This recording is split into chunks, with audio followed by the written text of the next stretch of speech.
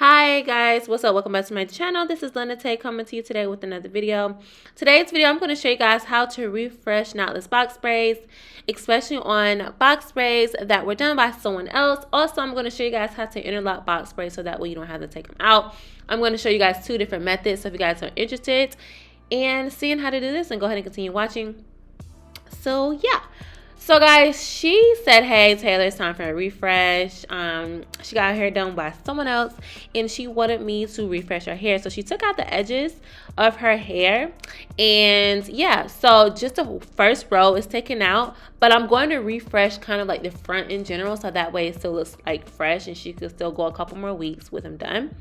Right here guys, I'm literally just parting where the parts already are for the other braids in the front, and I'm just going to, you know, add pieces to that braid until it gets to the size that I want, the size of the other braid. So I'm literally just going to kind of keep adding hair to the braid until that is the size of the other braid. Now, the hair that was used, oh my god, I do not recommend the hair at all, but that is the hair that the other girl used. It's super tangly. It just gets super tangled. It's like 72 inches, super long, but very tangly.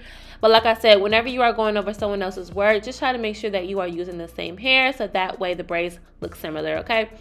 So that is what I'm doing. And right here, guys, like I said, I am going to add hair until I get to the thickness that I need and that I want when it comes to those braids. And yeah, I'm just going to fall in line with the parts that are already there. I'm going to do this second braid the same way, going to part it from the other braids parts. I'm going to add hair to it until it gets to the thickness that I want. Now, these are small box braids. However, these are medium parts. I consider this medium parts because these are not small parts, okay? These braids are super long but very lightweight. So yeah. So like I said, guys, I'm literally just going to just kind of do the knotless box braids like regular. You know, like I normally do knotless box braids. If you guys want a super detailed video on how I do knotless box braids, you can go ahead and click on my other videos. I have a knotless box braids playlist that I like to kind of go by and use, so that way you can see all those knotless box braids in a series, you know. So now, like I said, these box braids are super long, okay? But she did not braid to the very end, so I'm just going to literally mimic the other braids where she did not braid to the end. So here I am, guys. This is what I'm going to do to interlock. So when you interlock, you basically have that new growth at the root and the braid still intact, and you're just going to interlock the roots. So that way the roots are back tight and it still looks like the braids are still kind of fresh. So you put that product on the roots, you grab the crochet needle, put the crochet needle before the braid and through the roots, and then pull the end of that braid through that loop, and then you guys can see it becomes more like a, yeah, like an interlock. Like it looks fresh. Like I'm doing it twice, guys, for this braid because this braid needed it. But as you guys can see, when you do that, it looks pretty fresh, okay? Now, be mindful. Sometimes you may not have enough of new growth and you may hurt the client because you're pulling and they don't have that much new growth and you're making it too tight. Make sure when you're kind of pulling through, you ask the client if it's too tight and they be like, yeah, make sure you just take it out and don't worry about, you know, doing that, because guys, you know, you don't want to cause any tension or any breakage on the root. That's just a big no-no when it comes to knotless braids, because these are supposed to be tensionless braids, all right?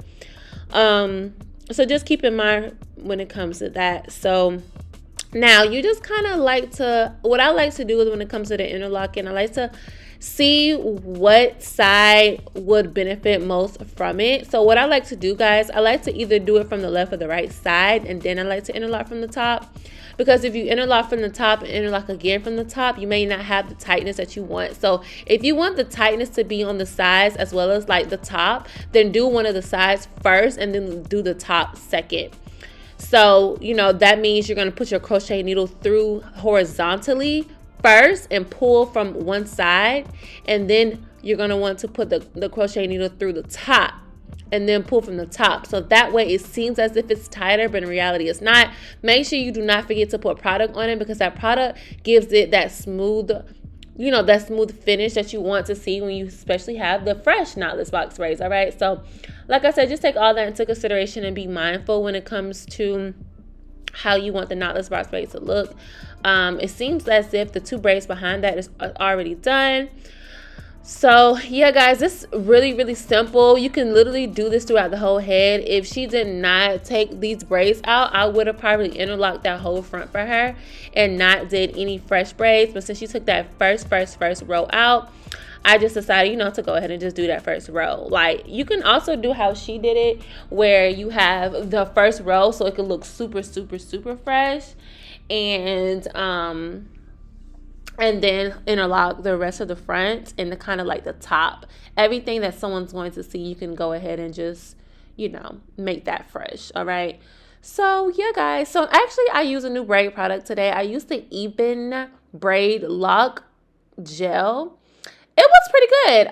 It kind of reminded me of Style Factor, you know, with the movement that it's able to give me when it comes to the hair and also the hold. The hold wasn't superb, but the hold was pretty good. So yeah, so here I am, guys, just braiding that front braid. That is the last front braid that I am going to do.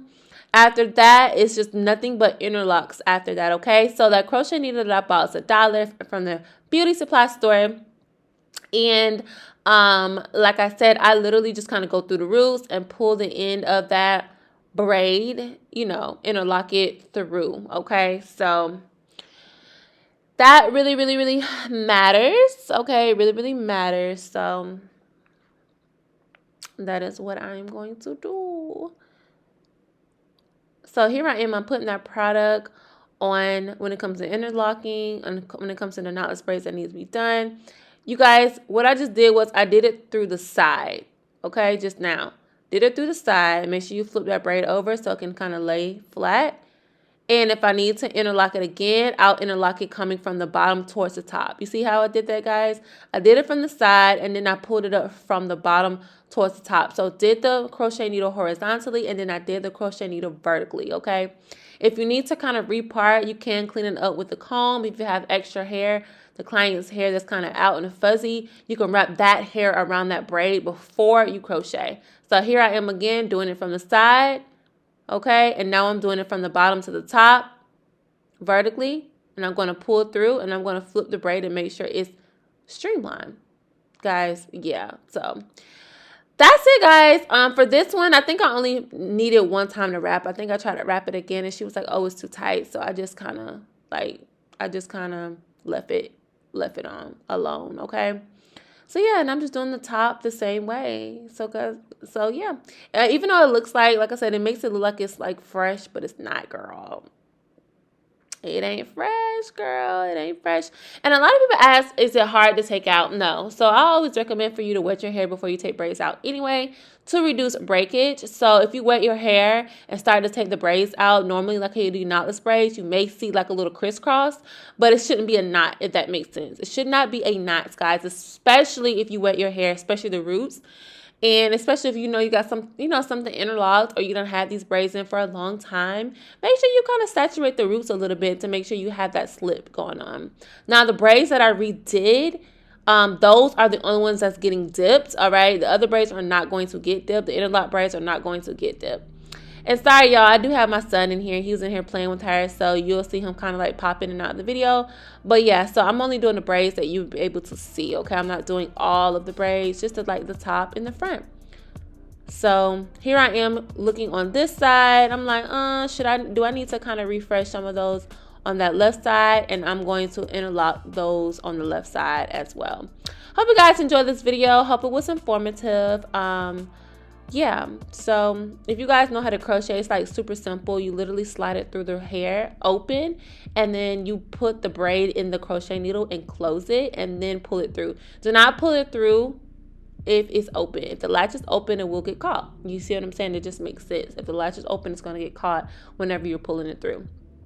All right, so yeah, guys, and I just kind of ended it with a little bit of that product on the edges.